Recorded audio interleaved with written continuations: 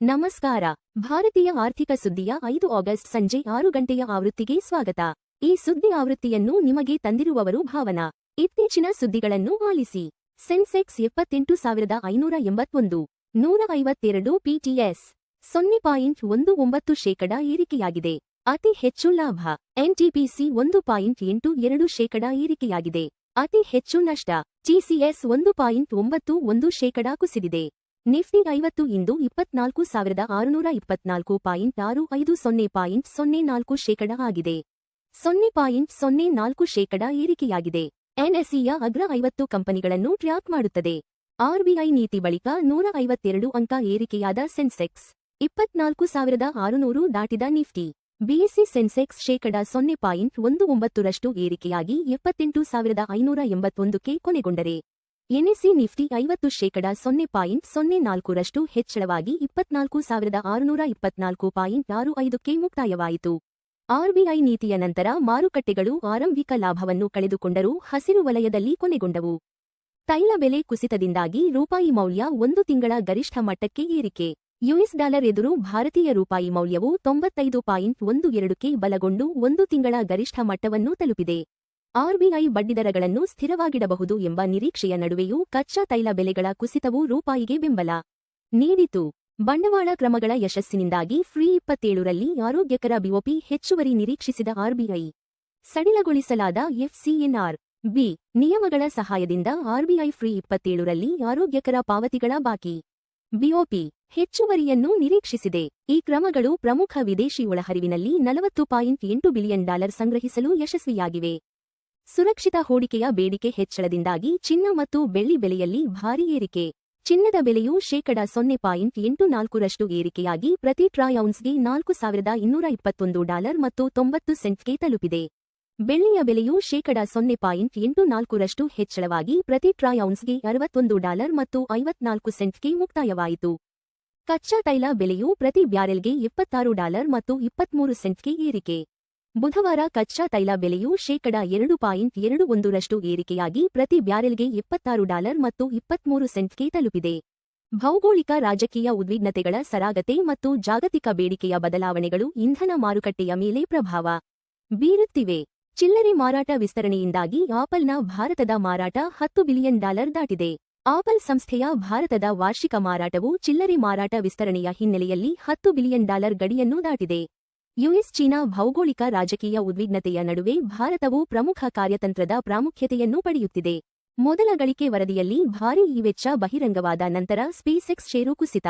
ಕೃತಕ ಬುದ್ಧಿಮತ್ತೆ ಎಐ ಮೇಲಿನ ಭಾರೀ ಬಂಡವಾಳ ವೆಚ್ಚವನ್ನು ಬಹಿರಂಗಪಡಿಸಿದ ಮೊದಲ ಗಳಿಕೆ ವರದಿಯ ನಂತರ ಸ್ಪೇಸ್ಎಕ್ಸ್ ಷೇರುಗಳು ತೀವ್ರವಾಗಿ ಕುಸಿದವು. ಮಾರುಕಟ್ಟೆಯು ಕಂಪನಿಯ ದೀರ್ಘಕಾಲೀನ ಸಾಮರ್ಥ್ಯವನ್ನು ಕಡಿಮೆ ಅಂದಾಜು ಮಾಡುತ್ತಿದೆ ಎಂದು ಎಲೋನ್ ಮಸ್ಕ್ ಹೂಡಿಕೆದಾರರಿಗೆ ಭರವಸೆ ನೀಡಿದರು. 1987ರ ಮಾದರಿಯ ಕುಸಿತದ ಎಚ್ಚರಿಕೆ ನೀಡಿದ ಮೈಕೆಲ್ ಬರಿ.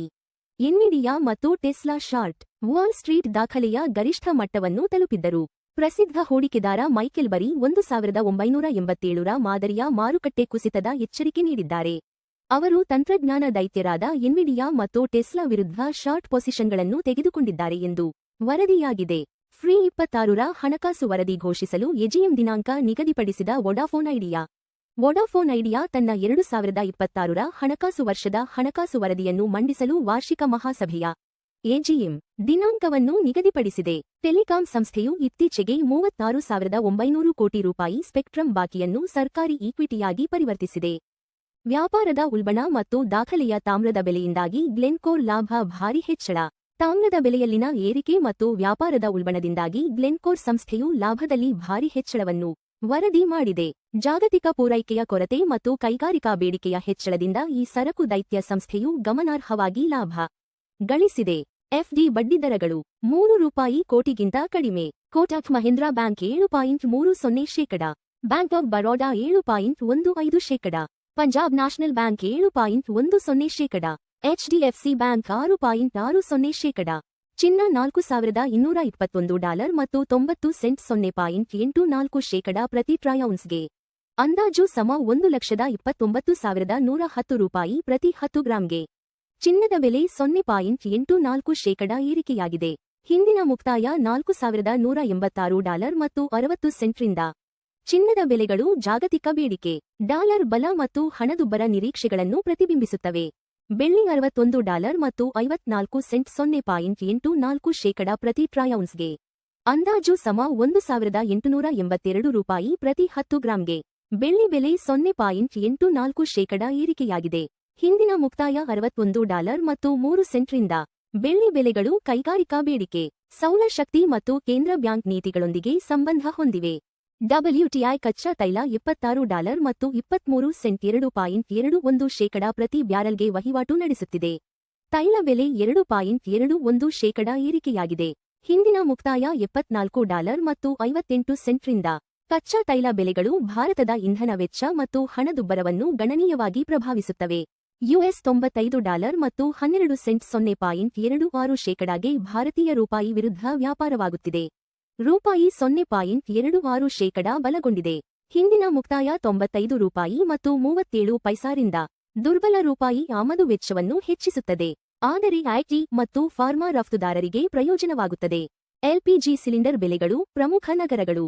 ಚೆನ್ನೈ $957 ಮತ್ತು 50 ಪೈಸಾ, $2,906. ಬೆಂಗಳೂರು $944 ಮತ್ತು 50 ಪೈಸಾ, $2,821. ಹೈದರಾಬಾದ್ $994, $2,985.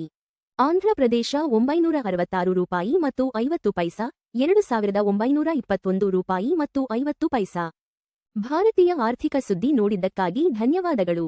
ಪ್ರತಿದಿನ ಬೆಳಿಗ್ಗೆ ಮತ್ತು ಸಂಜೆ 6 ಗಂಟೆಗೆ ನಮ್ಮ ಸುದ್ದಿಯನ್ನು ನೋಡುತ್ತೀರಿ. ಲೈಕ್, ಶೇರ್ ಮತ್ತು ಸಬ್ಸ್ಕ್ರೈಬ್ ಮಾಡಿ.